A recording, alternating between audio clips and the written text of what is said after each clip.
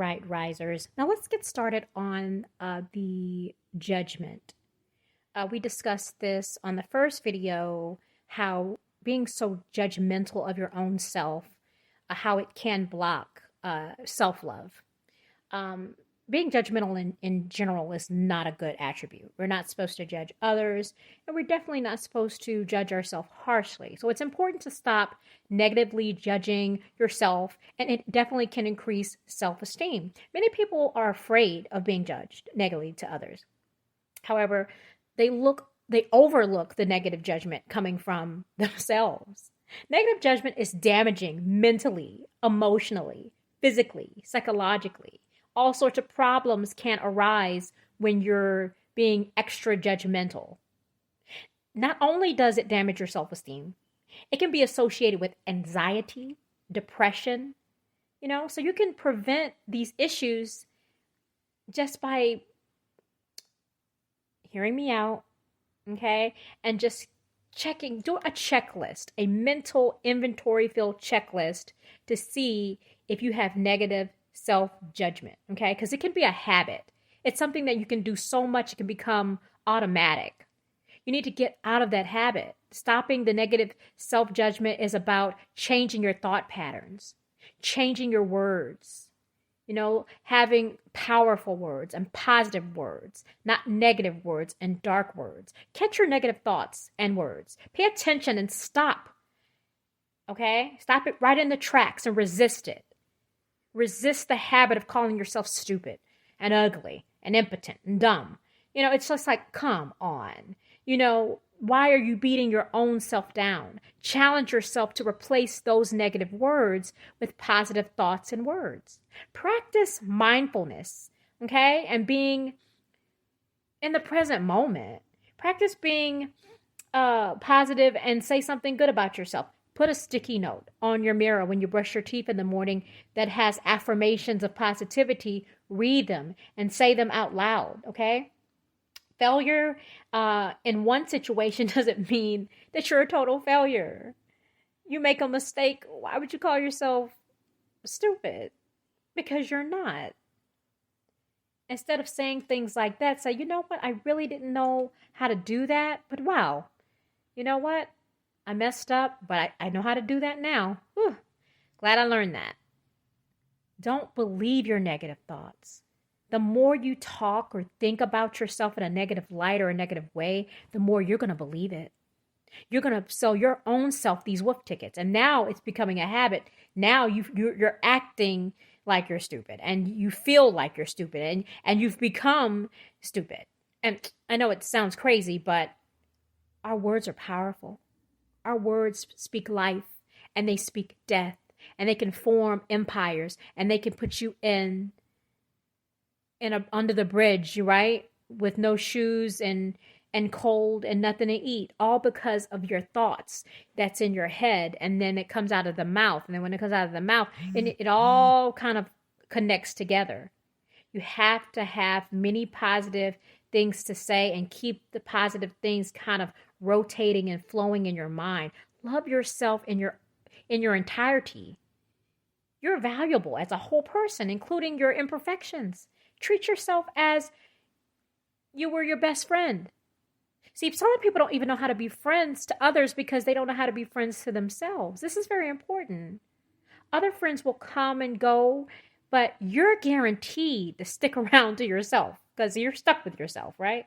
Treat yourself with care and respect yourself and practice positive compassion. It's important to know that change is not going to happen overnight.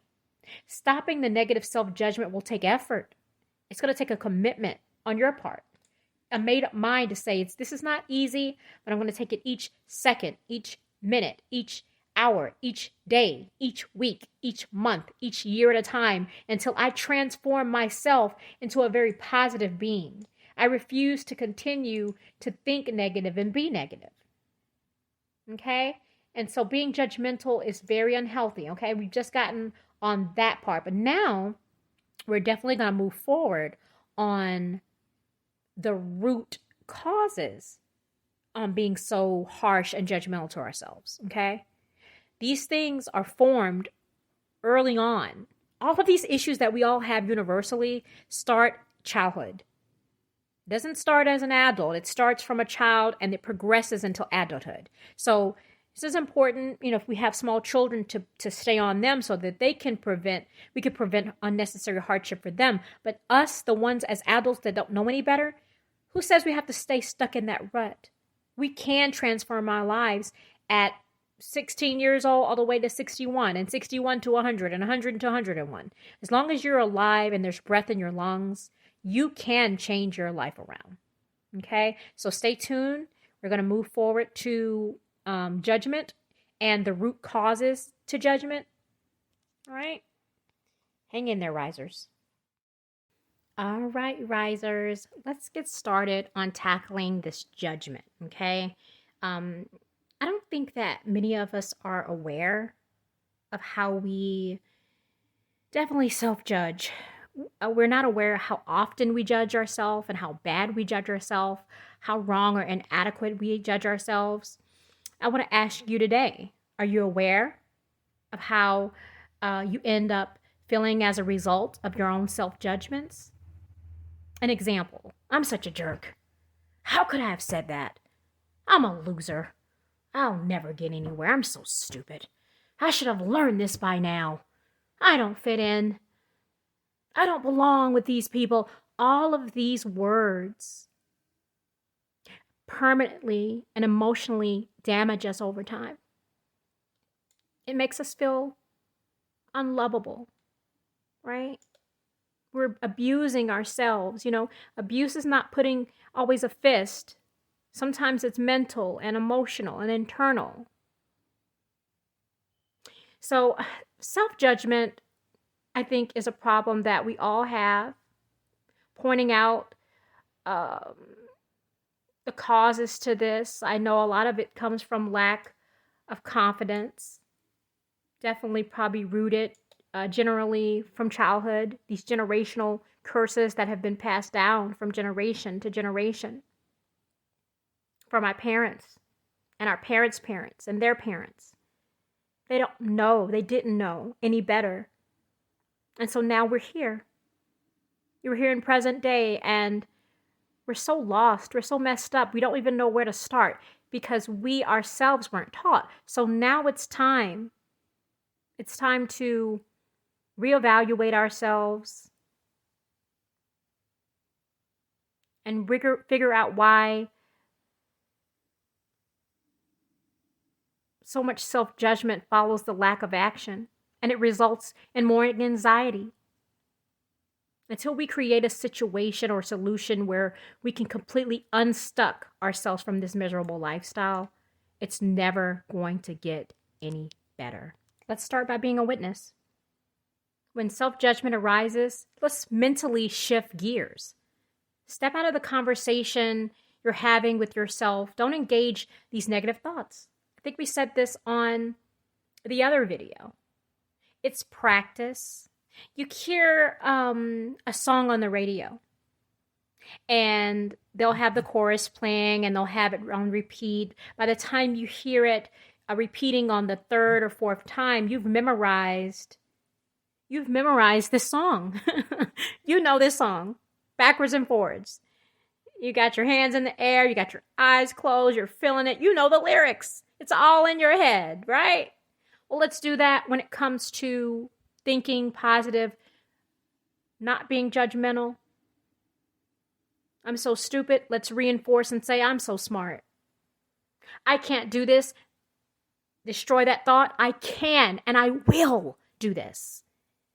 It's a conscious decision to say, no, self. I'm not going to think negative. I'm going to make it my mission to think positive. I'm tired of thinking negative. It's gotten me nowhere. It's beat me up. It's beat me down. It's tore me up. It's tore me down. And guess what? It's time for a change. But you got to want to. No one can do it for you. You have to want to do it. And it's a simple judgment call to say, I'm going to do better. Self-judgment is not intended to hurt. Your criticism can be motivational. You're your worst hater. But instead, you can be your biggest fan. And truth ascends and sometimes works through emotional sensitivity. Release that sensitivity. And a process of change will happen. Judgmental thoughts, they can turn negative when you process them in a place of feeling unworthy. But when you're grounded, fully grounded within yourself, and you're detached from your ego, you can realize self-judgment as love. Okay? So try to recognize what you overlook in others and think about the characteristics you share and how you treat them differently. Replace those self-loathing attitudes with forgiveness, just as you would love a loved one. Well, that's kind of hard to say, right? Because when we don't love ourselves, we don't always love our loved ones right, and our friends right, and strangers right.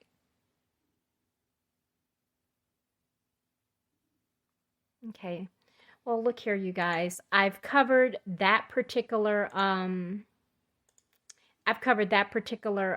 subject, and we're definitely gonna move forward to the next. Okay, I'm having a really good time. I hope you guys are enjoying these videos. Okay, so the next one is gonna be guilt. We've got a lot of barriers, but we've already done 2. We're moving on to the 3rd. The next one is guilt. Guilt is a barrier. Guilt is a block from self-love, and we definitely want to dive in because I think guilt, we wear it like a backpack, right? We wear it like a jacket. We all do things, right? We do things purposely. We do things non-purposely. To people, to ourselves, because we're human and we make mistakes. But when you're living in guilt, oh man, it can really take a toll on you. You're in a prison, right? Without bars, but you're in a prison within your mind. You're in a prison within yourself. So we're going to tackle guilt. I think that guilt is going to be a really good topic that I'll probably have a lot to discuss. So be ready for the next video. I really am enjoying myself, you guys. I really am enjoying this. I'm glad I started it. I hope you guys like it. And thank you for joining. Make sure you like, comment, subscribe, share for more videos to come. Thank you, Risers, and you have a great day. Bless you.